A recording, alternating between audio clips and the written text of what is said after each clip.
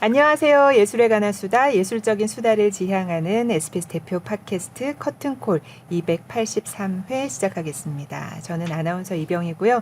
오늘도 언제나처럼 SBS 문화예술 전문기자 김수현 기자와 함께하겠습니다. 안녕하세요. 네, 안녕하세요. 커튼콜 김수현입니다. 네, 2019년 호주 초연 이후에 영국과 미국 무대를 거쳐서 2025년 올해 한국에 상륙한 화제작입니다. 2023년 토니 어워즈 여우주연상, 또 올리비에 어워즈 최우수 연극상, 여우주연상 등 주요 상을 휩쓸었던 연극 프리마 파시 얘긴데요. 현재 프리마 파시 한국 공연에서 강렬한 연기를 보여주고 있는 배우 김신록 씨를 모셨습니다. 반갑습니다. 네, 안녕하세요.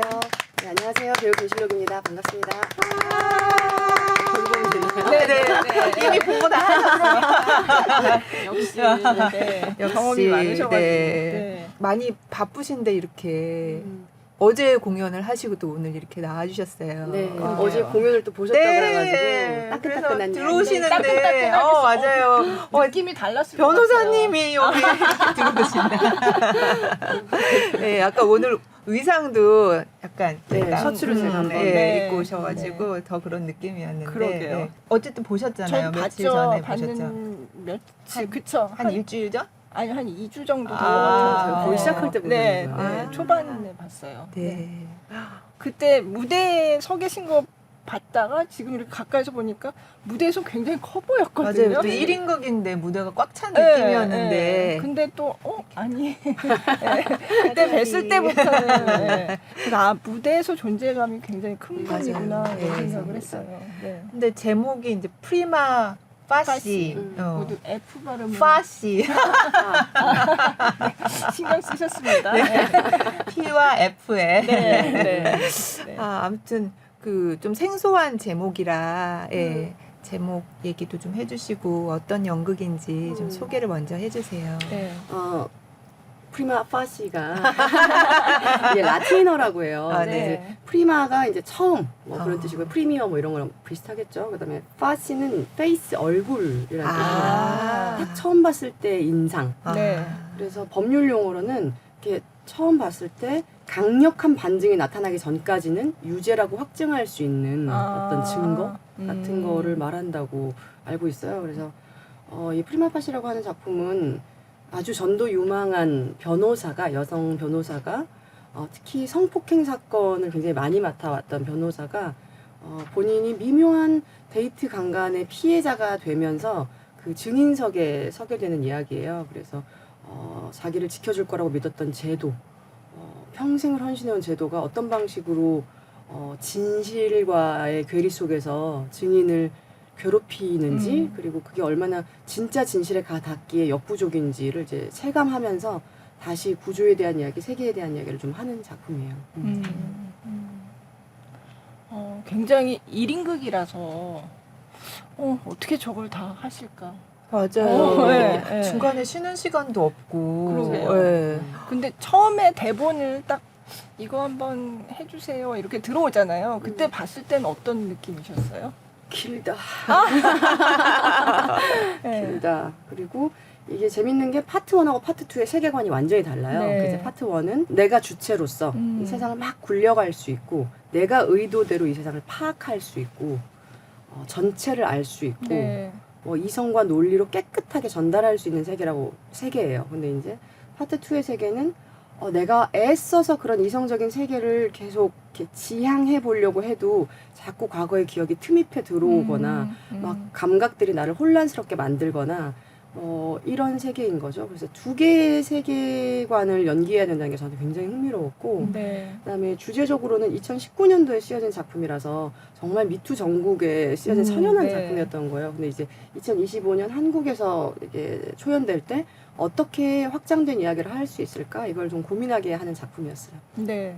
처음에 보자마자 나 이거 해야 되겠다 그렇게 생각하셨어요? 아니요. 한 1년 동안 사실은 제안을 받았을 때 내년에 작품을 이제 공연이 올라갈 건데 이걸 미리 사왔다 한번 봐달라라고 제안이 네. 한 1년 전에 왔어요. 네. 저도 뭐 하겠다고 확답은 안 한 상태에서 이 대본을 이제 본 상태가 이제 받아본 게 한 1년이 된 거죠. 그래서 그때 뭐 매번 생각하고 있었던 건 아니지만 이게 오늘날 한국에서 이야기를 하려면 어떻게 해야 할까?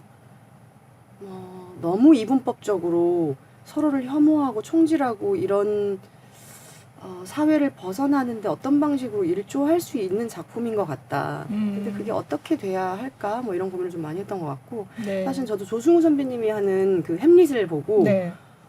너무 연기를 잘하시는 거예요. 네. 그래서 저 평소에 연기 잘하고 못하고 없습니다. 막 이런 얘기 하다가 너무 유려하게 그렇게 영화와 드라마와 뭐 뮤지컬 무대에서 경험을 막 버무려서 연기하시는 모습을 보고 나도 내가 지금까지 쌓아온 어떤 경험을 막 버무려서 이 작품을 한번 해보고 싶다. 네. 이런 도전적인 작품이었어요. 아무튼 뭐 대사량도 엄청 그러니까. 많고. 네. 근데 대사는 어떻게 외우는 거야? 진짜 나는 수능 보듯이. 수능 보듯이. 수능 또 보는가 뭐 이런. 막 필사를 하고 이러나요? 그러진 않죠.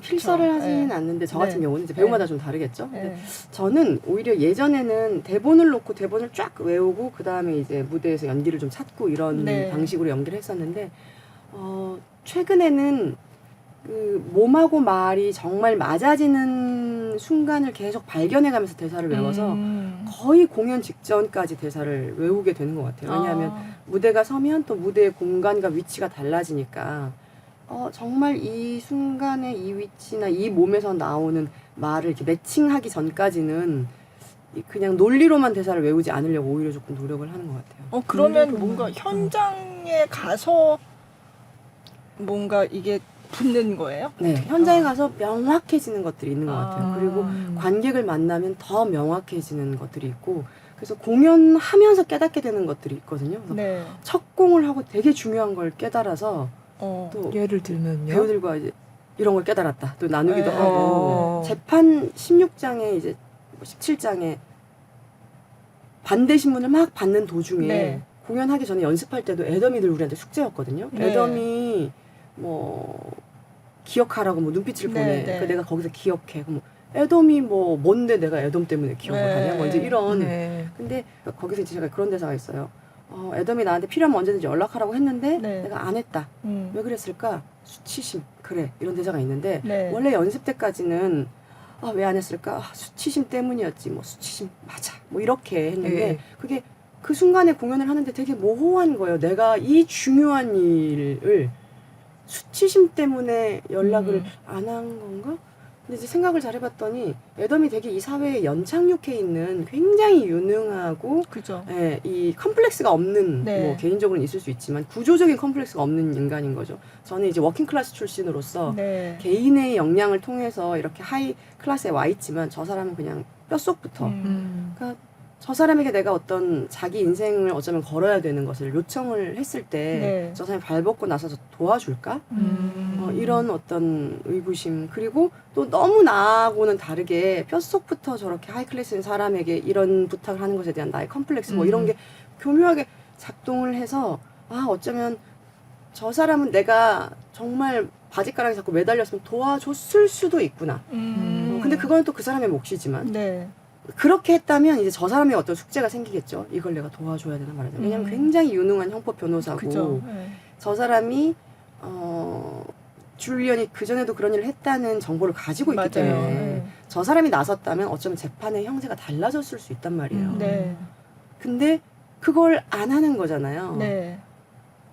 그러니까 이 여자가 그 재판에서 이미 다 782일 동안 엄청 밑바닥까지 간 것 같지만 사실은 못 간 거죠. 그리고 그 재판을 하는 와중에 또 깨지고 또 깨지고 그러고 나서 정말 바닥까지 가는 것 같아요. 어쩌면 네. 자기 혼자 싸워내볼 수 있다는 어떤 믿음 네. 그리고 저 사람에 대한 컴플렉스 그리고 저 사람은 사실 이 사회에 이렇게 연착륙한 사람이기 때문에 당연히 안 해줄 것 같다는 어떤 그냥 뭐 의심 뭐 이런 것들이 복합적으로 작동을 했겠다.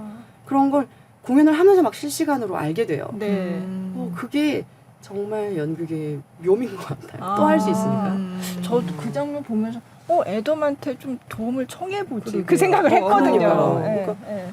제가 첫 공하기 전날 한숨도 못 잤어요. 근데 뭐 내 남편이 보더니 이렇게 공연이든 촬영이든 앞두고 한숨도 못 잔 건 처음 봤다고 저는 떠올려 보니까 고2 때 이후로 아, 그래 진짜요?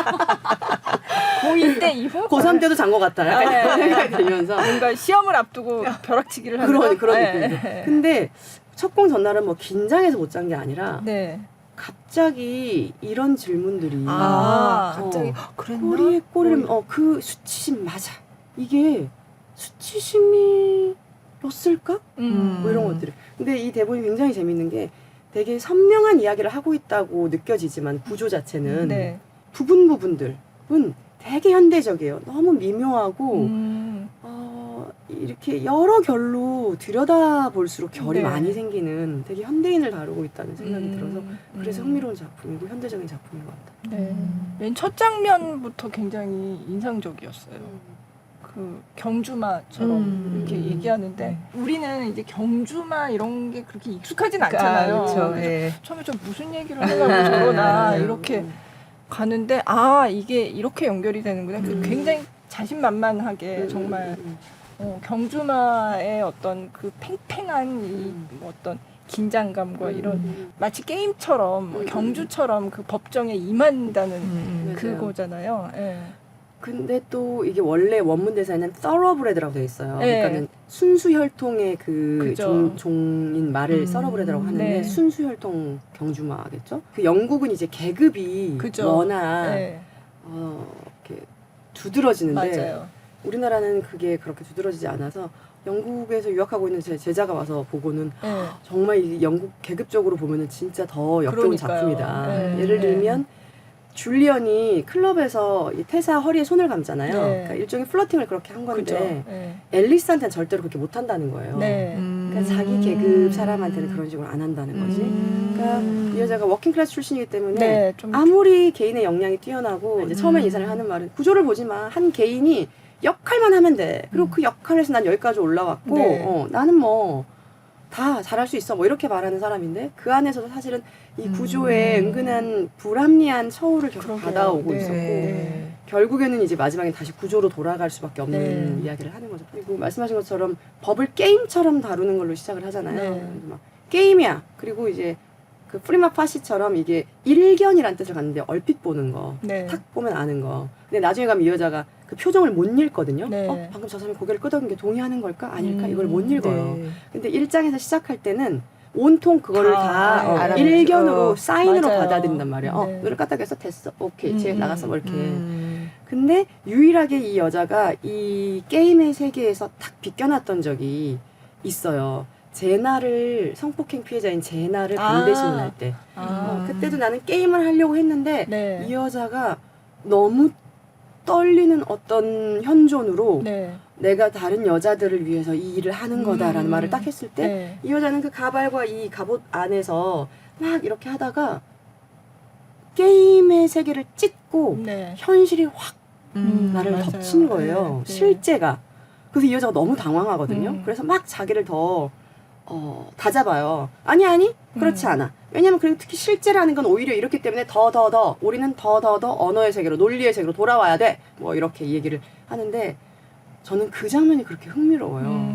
네. 그러니까, 이 단단한 갑옷, 단단한 논리의 세계를 한 사람의 현존이 실제가 정말 찢고 들어와 버렸던 네. 거.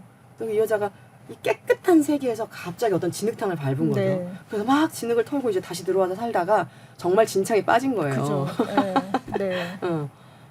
정말 진창에 빠진 거죠. 782일 동안 그 진창을 벗어나려고 엄청 노력을 하죠. 네. 그리고 벗어날 수 있다는 혹은 없을 수도 있지만 네네. 이걸 함으로써 그래도 자존심이라도 챙길 수 있다는 걸 하지만 재판 과정에 이런 걸 깨닫는 거죠. 진창에 빠질 수밖에 없는 게 삶이다. 네. 네. 그리고 여기 앉아있는 우리 모두 남녀 할 것 없이 다 100%의 가능성 우리는 진창에 빠지는 거예요. 좀 더 나아가서 이 세계에 대한 이해의 방식이 좀 달라지는 곳으로 읽혔으면 좋겠다는 욕심도 있어요. 그러니까 생각을 하게 하는 네, 작품. 맞아요. 네. 왜냐하면 처음에 이런 얘기 하잖아요. 3명 중 1명입니다. 맞아요. 왼쪽 보세요. 1번 통과, 2번 통과, 3번 네. 탈락이잖아요. 네. 그러니까 이거는 위아래의 구조로 돼 있단 말이죠. 네. 한 명이 올라가면 두 명이 뭐 떨어지고 얘가 올라가고 이렇게.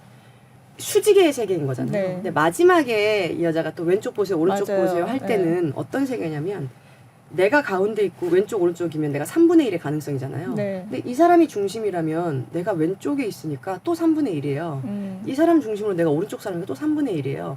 결국 이 연쇄로 본다면 3분의 3의 가능성으로 다 각자. 각자 3분의 100% 당첨인 거예요.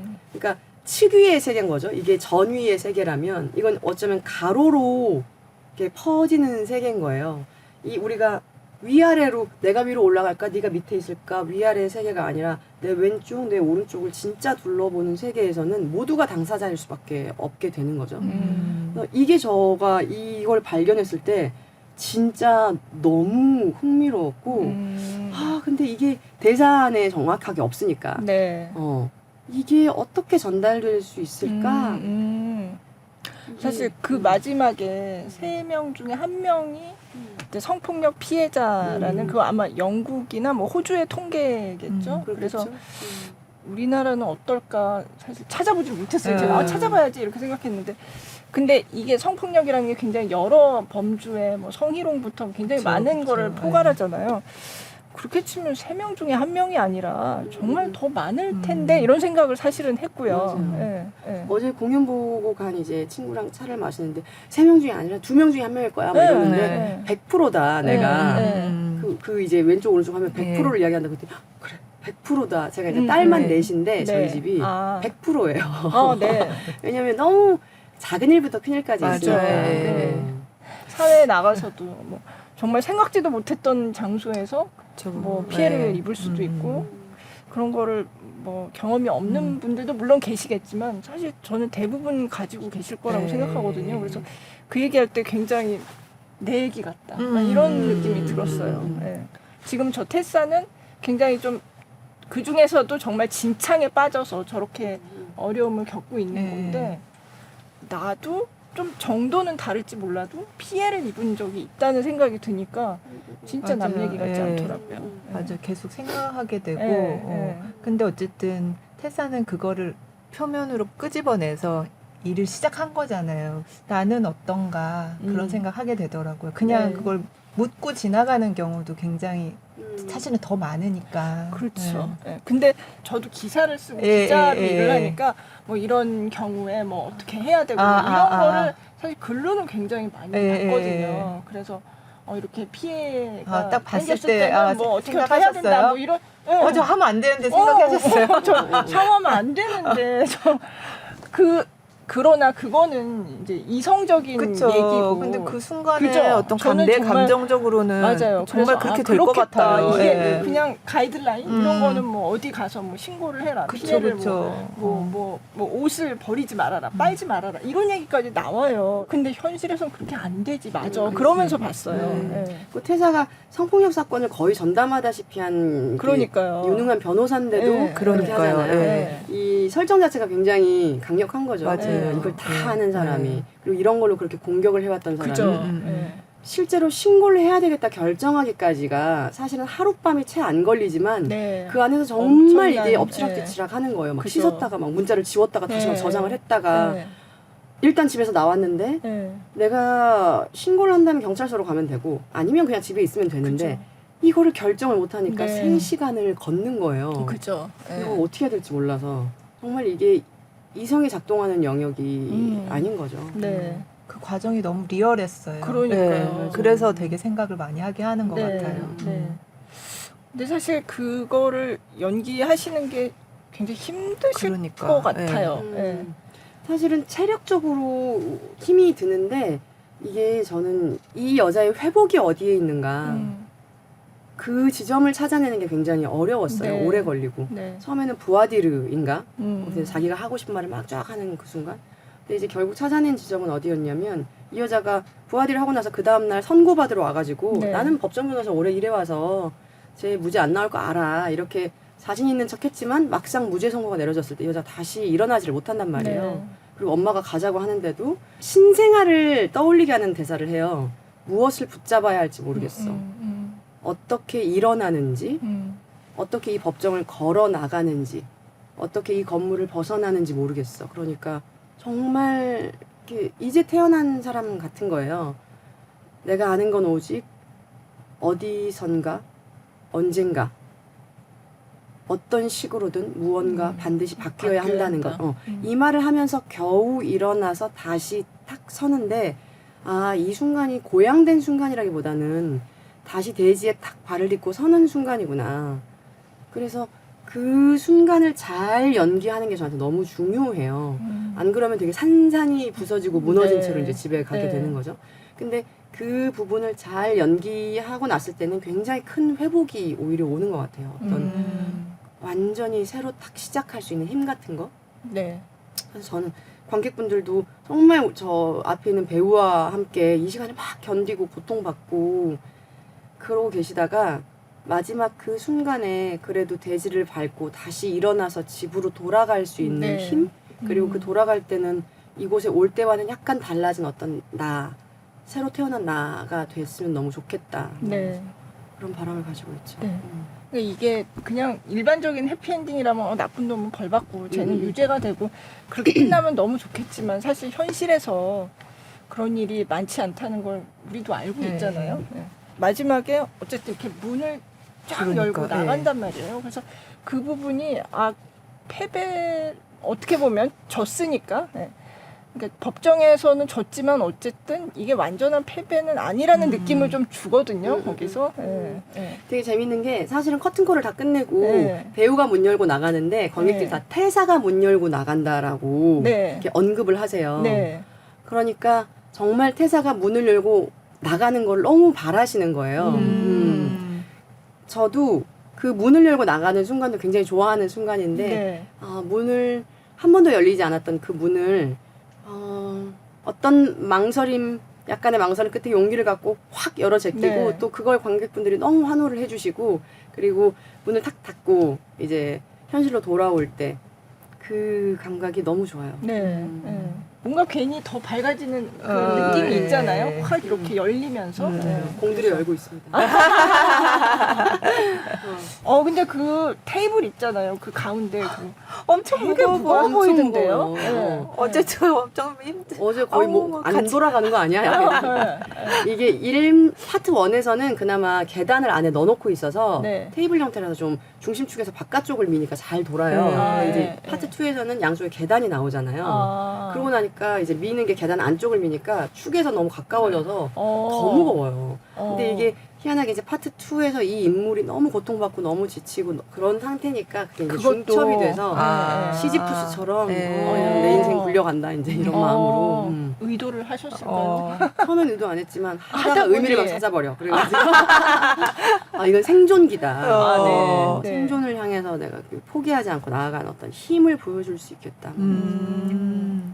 이게 저는 해외 공연을 보지는 않아서 모르겠는데 연출은 다시 한국에 와서 한 거잖아요. 대본만 가져오고. 그렇죠. 그래서 혹시 해외 공연은 어떻게 했는지 아세요?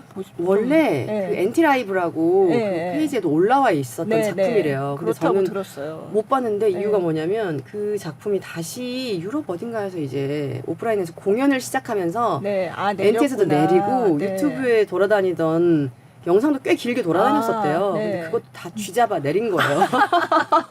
그래서 불행인지 다행인지 볼 수가 없었어요. 네. 사실 안 본 게 또 더 네. 신선하죠. 얼마나 찾아 헤맸는지. 그러니까 저도 좀 엔티라이브에 올라왔었다고 했는데 안 찾아지더라고요. 맞아요. 또 나중에 올라오겠죠. 근데 어쨌든 그 이번에도 배우분이 세 분이 계시고 다 러닝 타임도 다 다르다고 그러고. 그러니까요. 예. 맞아요. 다른 분 하시는 거는 물론 연습 때는 보셨겠지만 공연하는 것도 다 보셨나요? 저는 이자람 배우님 하는 거 첫 공연 봤고요. 그다음에 네. 사지연 배우는 그때 발가락이 부러져가지고 공연을 한동안 20분 못 못했어요. 하셨다고. 네. 그리고 이제 사지연 배우 거는 막공 보려고 기다리고 있고. 아껴두고 예, 계시군요. 예. 네. 근데 이제 연습실에서 서로가 어떤 방식으로 연기하는지도 보고 그게 진짜 큰 자산이었어요. 왜냐하면 두 분 다 다양한 장르를 넘나들긴 하지만 한 명은 이제 판소리에서 그죠. 예. 네. 또 이쪽은 뮤지컬, 네. 또는 저는 연극.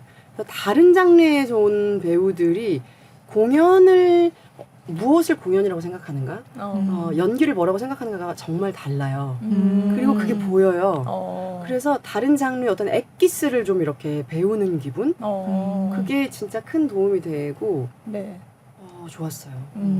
뭐가 좀 다르던가요? 판소리와 뮤지컬? 예를 들면 이자람 배우님 같은 경우는 이야기 들려주기의 달인이잖아요. 그죠. 그래서 더 저보다 더 경쾌하고 거리감이 있어요.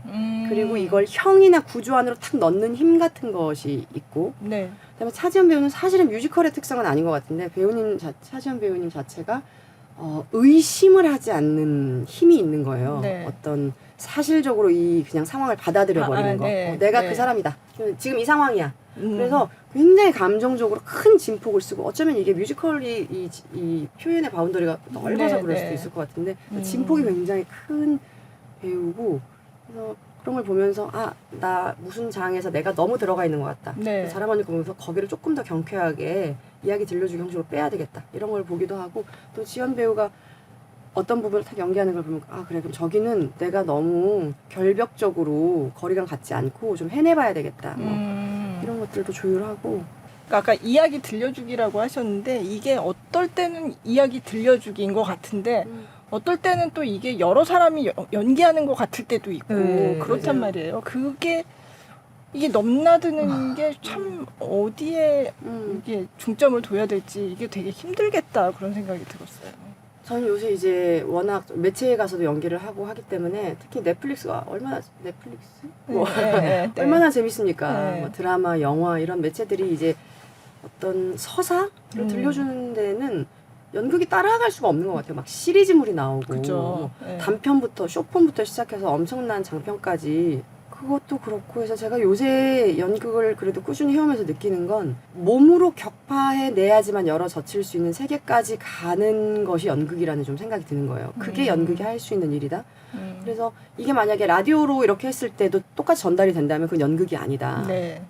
이게 눈앞에서 현현하는 저 몸과의 어떤 교류, 객석에서, 그리고 어떤 그게 감각이든 뭐라고 감정이든 뭐라고 부르든 지금 눈앞에서 일어나는 일하고 객석이 막 이렇게 믹스가 되는 거예요. 특히나 1인극이기 때문에 내가 태사를 연기해. 그래서 나를 태사라고 봐줘. 이렇게 되지 않는 거죠. 그냥 태사, 제인, 실록, 킴 정도 되지 않는가. 무대에 있는 사람이. 근데 객석하고 잘 만나지면 태사, 실록, 수현, 킴, 은정 뭐 이렇게 뭐 그래서 이 모든 사람들이 막 버무려져서 마치 내 경험처럼 그 일을 관통해가는, 그 시간을 함께 관통해가는 일인 것 같아요. 그래서 개별자들이 좀 무너지는 시간, 네. 막 이렇게 알 수 없이 이렇게 막 괴물처럼 막 덕지덕지 우리가 함께 이 공간도 막 거기에 덕지덕지 막 요괴의 몸뚱이처럼, 제가 시네21의 요괴의 몸뚱이에 대한 글을 쓰기도 했는데 막 그렇게, 그래서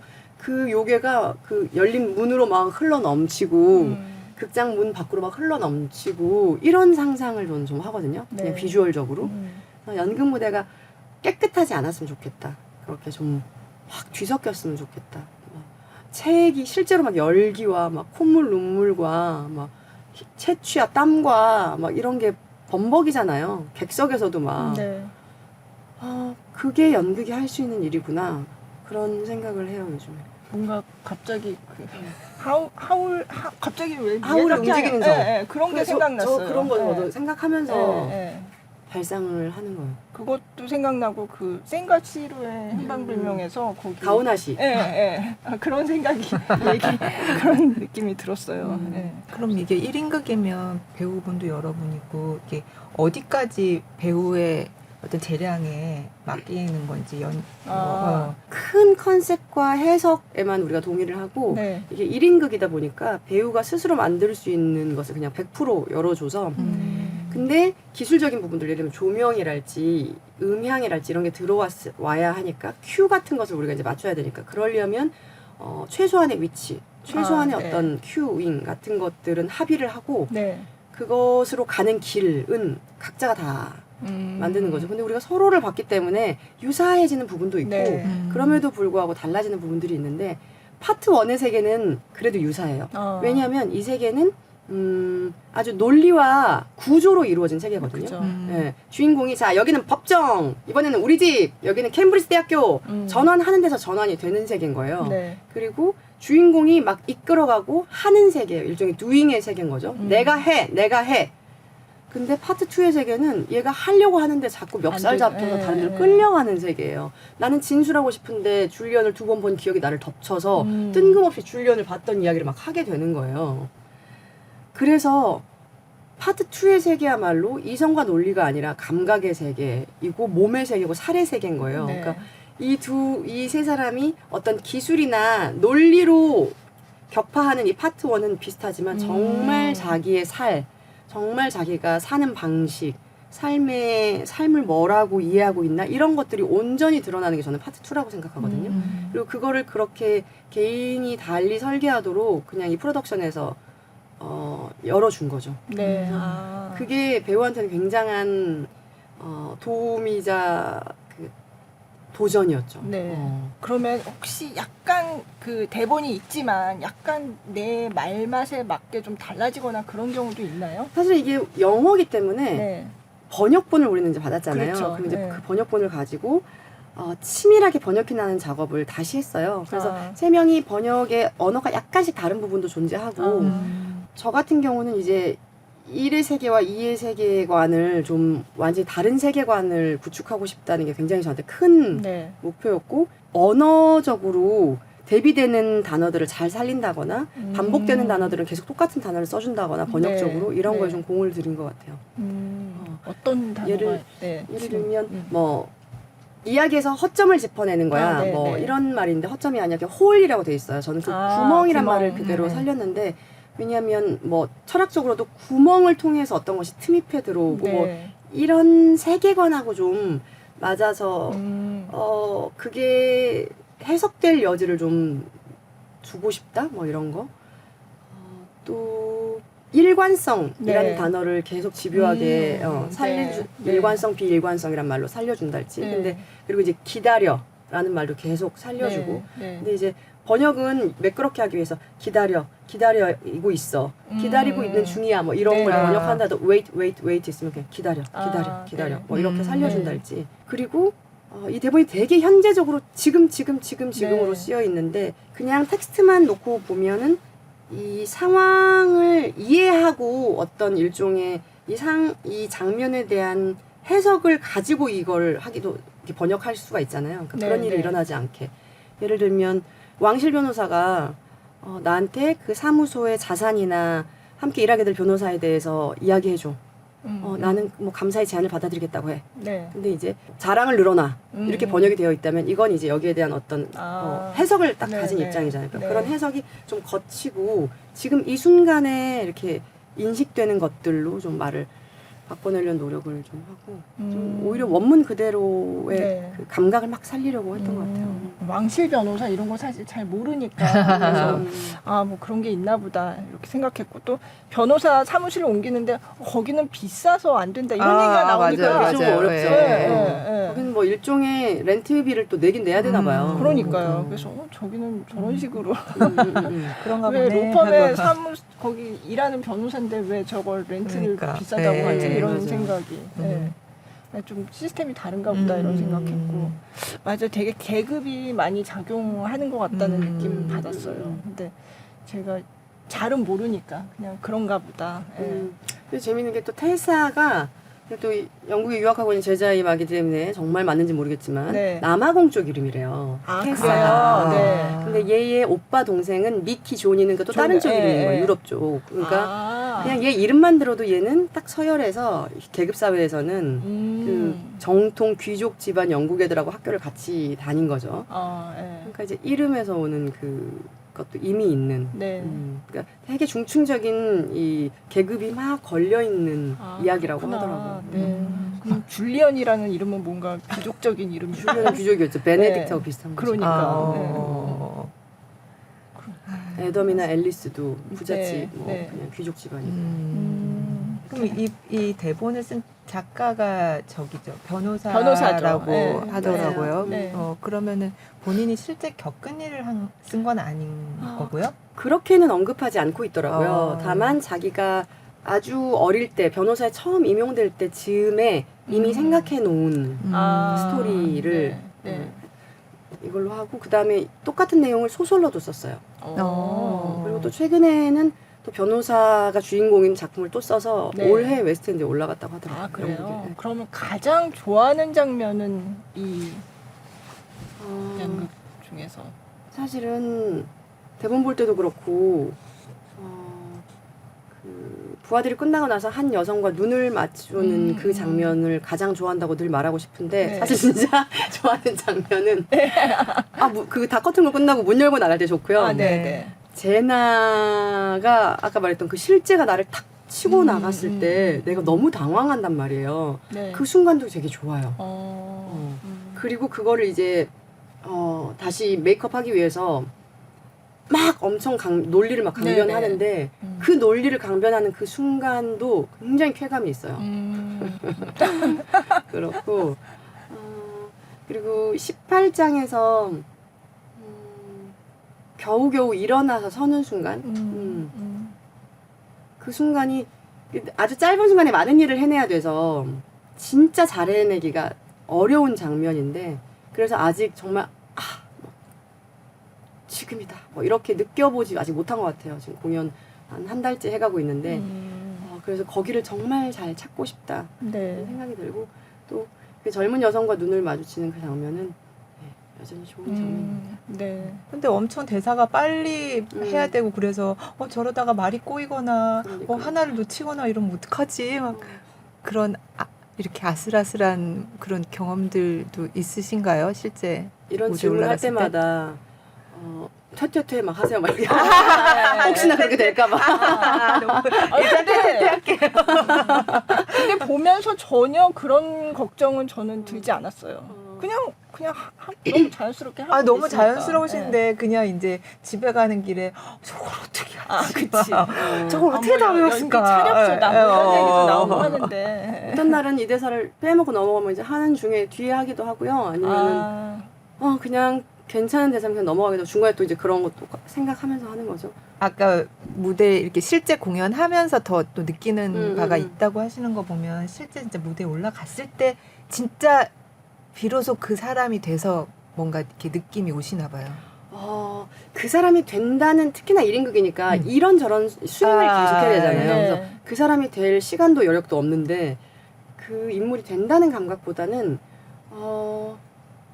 그러니까 연습실에서보다 더 정말 혼신을 다해서 그 일을 진짜로 하려고 하잖아요. 그러니까 정말로 막 그 일을 막 해나가면서 알게 되는 것들이 있는 것 같아요. 우리가 뭐 이렇게 집에서 다들 어떤 수행을 하시는 분들이니까 이거 연습하다가 탁 카메라 켜지면 하는 게 다른 것처럼 네. 정말 관객 앞에서 그걸 정말로 다르게 이게 진짜로 어떤 일을 막 하다 보면 비로소 알게 되는 감각 같은 게 좀 있는 거죠. 공연 중에 발견된 것들이 진짜 값지고 너무 재밌어요. 근데 그 다음에 이제 그거를 그 다음에 또 써먹어야지 하면 또 잘 안 되니까 그냥 바로 버리고 또. 네.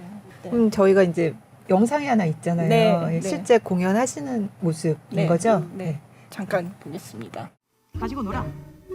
가지고 놀아. 네 거야.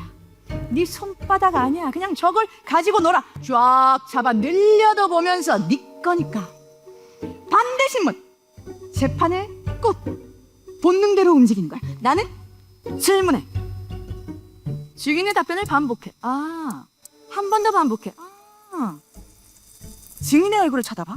내가 뭔가 헷갈리고 있다고 믿게 만들어.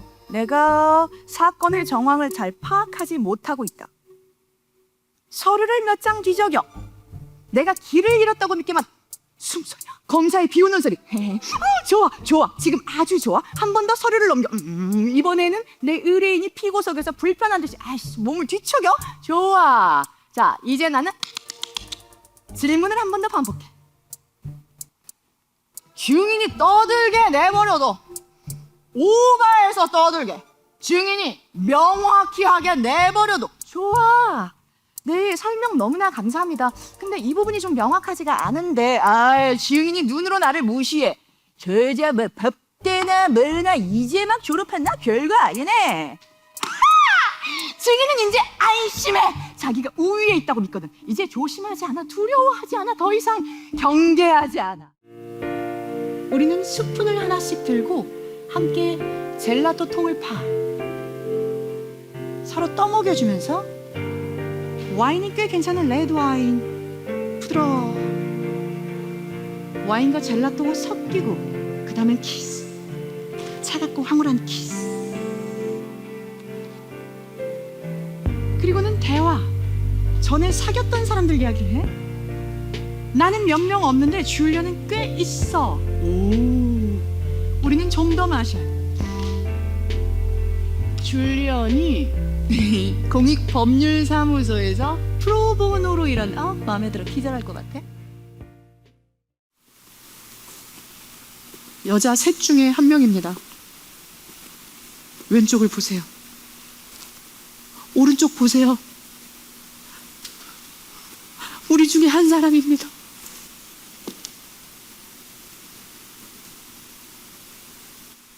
나는 엄마를 봐. 리처드 검사를 봐. 왕실 변호사를, 줄리언을 봐.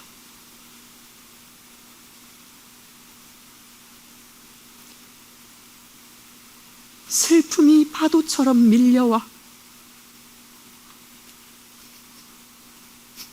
절망이 아니라 순수한 슬픔. 나를 거짓말쟁이로 보이게 만들었어. 이제 줄리언은 나한테 사과할 필요도, 자기가 한 일을 인정할 필요도, 아무것도 할 필요가 없겠지.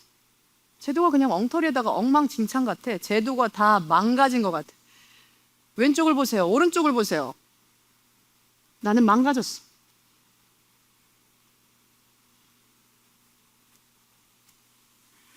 하지만 나는 여기 있어. 그리고 침묵당하지 않을 거야. 리처드 검사가 엄마에게 손짓해. 엄마가 왕골 가방을 움켜쥐고 일어나. 내 쪽으로 와. 가자가. 무엇을 붙잡아야 될지 모르겠어. 어떻게 일어나야 될지. 어떻게 이 법정을 빠져나갈지. 어떻게 이 건물을 벗어날지 모르겠어. 내가 아는 건 언젠가 어디선가 무언가 반드시 바뀌어야 한다는 거. 근데 저렇게 증인을 쥐락펴락하고 했는데 그 증인 속에 앉게 되는 거니까. 네. 주요. 네. 근데 사실 첫 장과 그 증인석에 앉았을 때의 대사도 네. 반복되는 것들이 있어요. 네. 근데 그걸 이제 하는 입장에서 당하는 입장이 이제 되는 그렇죠. 거죠. 네. 그러니까 그리고 또 줄리앙이랑 또 되게 줄리앙이랑 잘해보고 싶었던 그죠. 상황이었잖아요. 그리고 약간 썸을 타고 있었고 그러다가 이런 상황이 일어나서 더 이게 그러니까. 그리고 또 그게 되게 미묘하잖아요. 네. 사실은 초저녁에 한 번 또 관계를 가졌고 네. 둘이 오늘 잘해보려고 사실 데리고 온 거고. 그죠. 그리고 근데 정말 마지막 순간에 어떤 노라고 말했을 때, 그러니까 이것도 처음에 이제 대본 볼 때는 더 선명한 어떤 성폭행의 상황을 안 만들어주고 네. 이렇게 하는 게 좋은 선택인가? 근데 더 선명하지 않을수록 더 좋겠다. 더 질문을 던질 수 있고 네. 더 예리하게 질문할 수 있겠다. 그런 네. 생각이 들더라고요. 그래서 진짜 예리한 작품이에요. 네. 그냥 어쩌면 막 그냥 뭉툭하게 몰아가서 그러므로 성폭력 관련 법은 바뀌어야 합니다. 이렇게만 해도 힘이 있는 작품이지만 이게 정말 들여다볼수록 미묘하고 예리하고 인간이 또 현대 사회가 네. 뭐 이렇게 이게 곱씹는 작품인 것 같아요. 그러니까 지금 좀 전에 영상 보니까 진짜 정말 앞에서의 그 의상이나 뭐 이런 느낌이 확 다르잖아요. 완전히 제가 보니까 의상 맡으신 분도 그걸 되게 중요하게 생각했다 네. 이렇게 나오더라고요. 맞아요, 맞아요. 네. 그리고 그 엄마가 준 핑크색 셔츠 네, 있잖아요. 네. 저거를 다시 입어야 되느냐? 아니면 말아야 되느냐? 입는다면 언제 입어야 되느냐? 네. 뭐 이거 가지고도 굉장히 여러 실험이 있었어요. 아. 저는 이제 그러니까 안 맞아 입- 마지막에 응, 다시 응, 응. 입을 네. 때는 맞아요. 어떤 의미인가 싶었어요. 눈에 띄기 위해서 싸웠던 소녀, 내 안에 있는 어린아이. 네. 그리고 얘는 그렇게 워킹클래스 출신이지만 경영대를 가거나 뭐 이런 게 아니라 법대를 갔어요. 그죠. 네. 그러니까 좀 고귀한 것에 대한 어떤 본능적인 그게 있었던 사람인 것 같아요. 네. 추구미가. 네. 얘는 사실은 쟤를 이기고 싶은 세상, 쟤가 안 보이고 대신 내가 보이는 세상을 바랬다기보다는 왜냐면 난 워킹클래스 출신으로 자꾸 나를 없는 사람 취급하니까 나도 여기 있다고 자꾸 고개를 들이미는 되게 네. 씩씩하고 진취적인 여자아이였던 거죠. 네. 그래서 어쩌면 내가 바라는 세상은 그냥 우리 모두 눈에 보이는 세상이었는데 이게 이 사회의 구조 속에서 막 경쟁적으로 살아오다 보니까 제가 안 보이고 내가 보이는 세상을 산 거예요. 네. 그리고 당연한 줄 알았어, 그게. 근데 이제 파트 2에서 제가 깨닫는 세상은 다시 그냥 내가 워킹 클래스를 벗어나고 싶은 세상이 아니고 워킹 클래스도 충분히 눈에 보이고 자기 목소리를 낼 수 있는 세상이 되면 되는 거예요. 네. 그러니까 내가 엄마를 애증이죠. 그 법정 오는데도 왕골 가방 쥐고 왔어. 네. 근데도 782일 지나고 나왔는데도 저게 눈에 거슬려.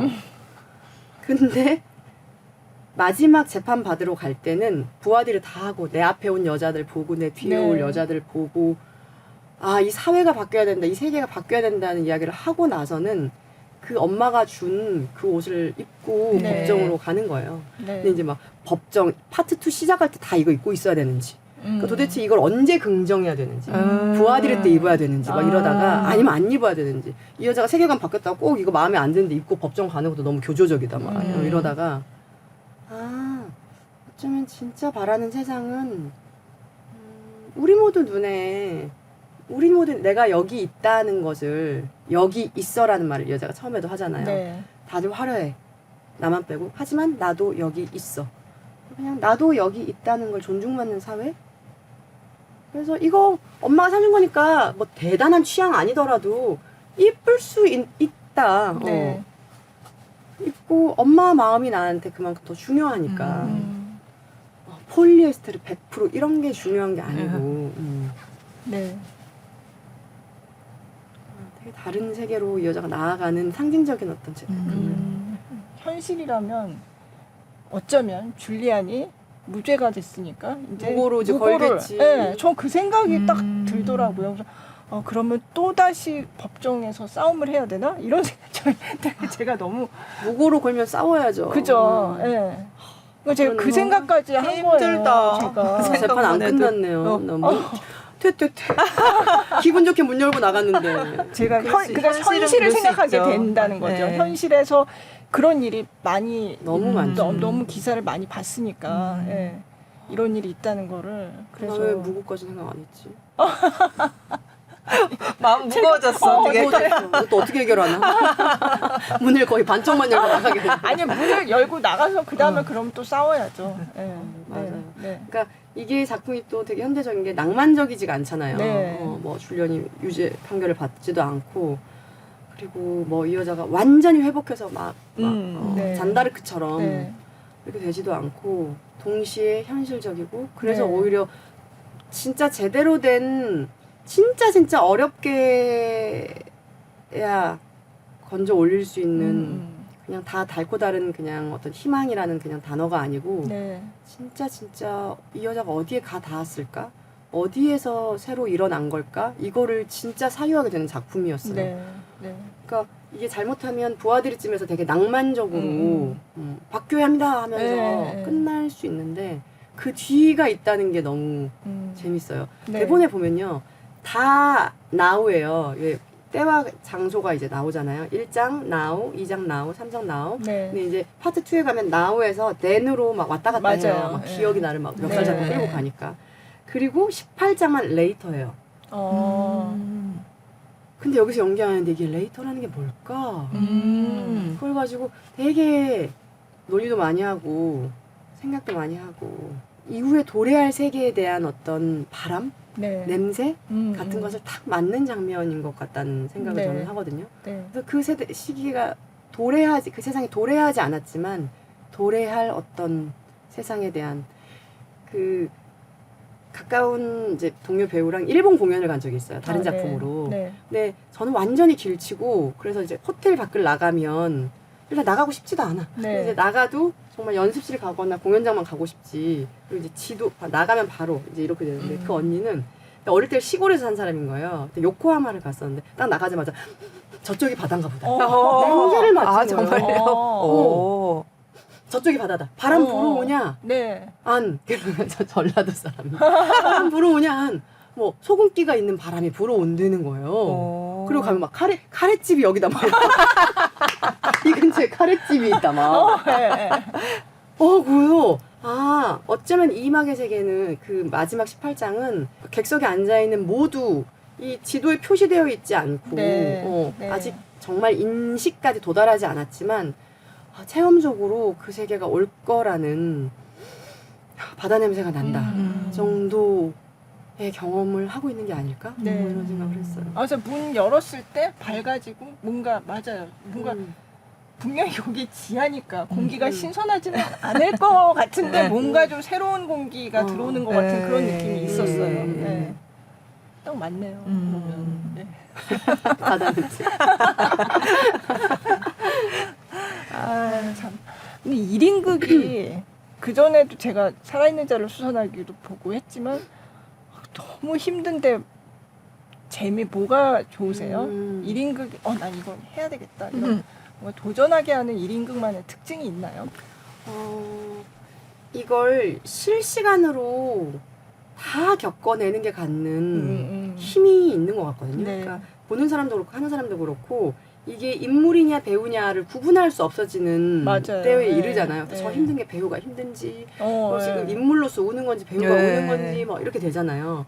그래서 그냥 어쩔 수 없이 필연적으로 메타적인 힘을 갖는 것 같아요. 이 말이 허구의 말이 아니다. 완전한 허구가 아니다. 지금 무대에 올라가 있는 것이 완전한 허구가 아니다. 라는 것을 어쩔 수 없이 드러내주는 것 같거든요. 그게 저는 되게 힘이 있는 방식인 것 같아요. 그게 배우들이 이렇게 역을 나눠서 하면 각자가 그냥 맡은 역을 하는구나 이렇게 되는데 그러면 더 이야기로 딱 네, 안전하게 네. 빠져들어가기가 되게 쉬운 것 같거든요. 네. 그리고 이제 잘 만들어진 이야기를 보거나 느끼고 근데 그 이야기가 주는 어떤 감동이나 교훈을 받았는데 이거는 이야기로 포섭되지가 않는 거예요. 잘 네. 이야기라는 주머니를 뚫고 계속 나오는 것 같거든요. 그게 재미가 있어요.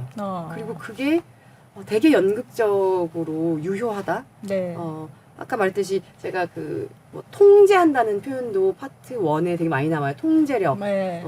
근데 이것도 이제 변주에서 하는 경우도 저는 그냥 통제한다는 컨트롤이라는 단어가 나오면 다 통제라고 하고 있는데 근데 이막의 세계는 이 통제하려고 하는데 손톱으로 손바닥을 파고 들듯이 계속 이 이야기를 움켜쥐려고 하는데 계속 구멍이 나는 거예요. 그리고 거기로 다 빠져나가는 네. 거죠. 어쩌면 1인극이 이렇게 빠져나갈 수밖에 없게 만들어 놓았다.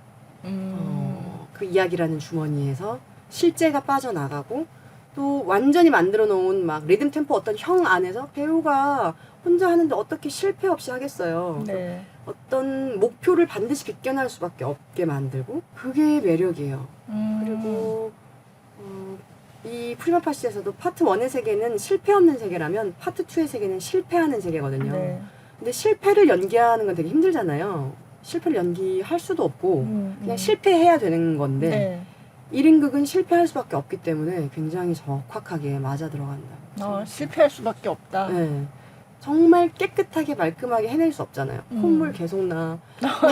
이거 너무 무거워. 네. 뭐 네. 어떤 지점에서 어디를 막 찍어야지 이런 정밀한 설계 같은 거를 계속 비껴날 수밖에 없어요. 근데 예전 같으면 그거를 억지로라도 여기서는 요 정도의 볼륨의 어떤 감정을 만들고 막 이렇게 했을 텐데 그게 전혀 중요하지 않다는 생각이 들어요. 네, 그냥 이걸 네. 실시간으로 체험해 가고 그냥 그 진짜의 체험만큼을 계속 노출하고 그랬을 때 여기에서 유예된 어떤 것이 뒤늦게 오기도 하고 네. 그래서 어떤 날은 슬픔이 파도처럼 밀려와야 되는데 네. 안 밀려와요. 그러면 그러나 대사가 거기 있으니까 네. 그냥 지금 느끼는 감정으로 슬픔을 하고 그러면 뒤에 이제 부하들이 종료하고 배심원들이 들어올 때 그렇게 슬픔이 막 파도처럼 밀려오고 그냥 이 경험이 앞서거니 뒤서거니 할 뿐이지 있다. 그리고 올 것이다 라는 어떤 믿음? 그래서 조금 더 자유롭게 운영할 수 있는 네. 것 같아요. 네. 1인극이. 근데 이제 2인극이라도 되면 여기서 이만큼 또 줘야 또 저 그죠. 배우가 또 이제 뭐 이렇게 되니까. 네. 사실은 김신록 배우를 아는 사람은 나 드라마에서 봤어, 영화에서 봤어 이런 분들이 더 많을 것 같거든요. 네. 근데 그때 연기랑은 또 완전히 다른 거네요. 그러니까. 네. 무대 연기가 갖는 어떤 특성이라고 저는 생각해요. 예. 네. 구상과 추상의 사이에 어떤 것을 찾는 것 같고요. 저 같은 경우는. 네. 그리고 아까 말했듯이 구조나 뼈대나 언어를 넘어선 어떤 것이 계속 드러나도록 만드는 것이 목표인 것 같고 네. 그리고 지금 여기 있는 모든 것들이 막 이렇게 회반죽이 되도록 막 이렇게 하는 일을 하는 것 같아요. 저도 같이 막 버무려지는 것 같아요. 그래서 우리 다 같이. 뭔가 몽글몽글 막 그동안 여러 작품을 하셨는데 이게 내 대표작이야라고 하는 게 있으세요? 사실은 저는 지금 하고 있는 작품이 내 대표작이라 늘 이렇게 생각하는데 네. 그럼에도 이제 이렇게 돌이켜 보면 비평가라는 작품을 2018년하고 2019년에 걸쳐서 2번 했었는데요. 그 작품이 저한테 처음으로 정말이지 도전적인 작품이었고요. 왜냐하면 이걸 정말 무대에서 해낼 수가 없을 것 같은 두려움. 그 정도로 해내야 되는 몫이 많은 작품이었어요. 그리고 그때 그런 생각을 했죠. 더 많은 여배우들에게 네. 이렇게 더 어려운 과제가 주어졌으면 좋겠다. 지금은 되게 많은 여배우들이 할 수 있는 역할이 많이 생긴 것 같아요. 특히 연극계에는. 네. 근데 예전에는 그렇게 뭐 역할도 많지 않았고 또 그 역할들이 내가 막 해내기에 내 깜냥에 그다지 어렵지가 않았던 것 같아요. 뭐 그래서 잘했냐 하면 이제 연출 여자는 할 말 많겠지만 네. 그러니까 요만한 거 갖고 막 더 잘하고 싶어서 이렇게 막 술도 먹고 막 이런 거 말고 진짜 이게 누가 술 먹냐 지금 술 마실 시간 이게 너무 해내야 될 게 많아가지고 막 정말 허우적대면서 어떻게든 뚫어냈던 작품이고 또 그걸 통해서 많은 관객분들이 또 그 작품을 네. 좋아해 주시고 저라는 배우를 기억해 주시고 그래서 지금의 저를 있게 한 어쩌면 중요한 작품인 것 같아서 그 작품을 아주 좋아합니다. 네. 다시 안 하나요? 이제는 그게 이제 젊은 작가와 나이든 비평가의 이야기예요. 네. 이제 더 나이 들어서 비평가를 하면 했지 젊은 작가는 이제 기력이 취해가지고 2018년, 19년이니까 좀 시간이 좀 흘렀네요. 제가 그걸 못 봤는데 정말 좋은 작품 너무 아쉽네요. 작품 자체도 정말 좋고 네. 혹시 드라마나 뭐 영화 중에서는요? 무엇보다도 지옥이 또 저를 여기 네. 있게 한 작품이라서 네. 지옥을 좋아해요. 그리고 저는 연상호 감독님 작품의 세계를 진짜 좋아해요. 네. 아주 사회적이면서도 동시에 굉장히 엔터테이닝하고 그리고 아주 거대하고 원형적인 이야기에 가 닿는 네. 힘이 있어요. 네. 이거를 그냥 막 엔터테이닝 쪽으로만 보면은 뭐 뻔한 이야기네 이렇게 생각하기 쉽지만 이번에 개봉한 얼굴도 얼굴, 저는 너무 재밌게 봤고 지옥의 박정자라는 역할을 정말 네. 좋아해요. 네. 다음 작품 뭐 계획하고 계신 거 있으세요? 드라마 지금 넷플릭스 시리즈 로드라는 작품을 이제 찍고 있고요. 네. 그건 이제 오픈이 됐고 SBS는 안 하시나요? SBS 불러주십시오. 그리고 프로젝트 Y라고 하는 영화가 곧 개봉해요. 그래요? 거기에 네. 제가 출연하니까. 네. 그 프리마파 씨는 언제까지 어디인가요? 프리마파 씨는 11월 2일까지 충무아트센터 중국장 블랙에서 네. 공연합니다. 아유, 알겠습니다. 감사합니다. 네. 자, 잠깐 안내 말씀드리고 마무리하겠습니다. 골라듣는 뉴스룸 커튼콜은 SBS 뉴스 홈과 네이버 오디오 클립, 팟빵, 애플 팟캐스트 등 오디오 플랫폼에서 또 유튜브 영상으로 만날 수 있고요. 유튜브 플레이리스트 김수연 문화전문기자의 커튼콜에서 지난 회차도 모아서 보실 수 있는데요. 커튼콜 김수연 검색하면 나옵니다. 여러분의 많은 관심 부탁드립니다. 네, 오늘 프리마파 씨 연극 한창 하고 계시는 배우 김신록 씨 모시고 얘기 나눠봤습니다. 나와주셔서 감사합니다. 네, 감사합니다. 감사합니다.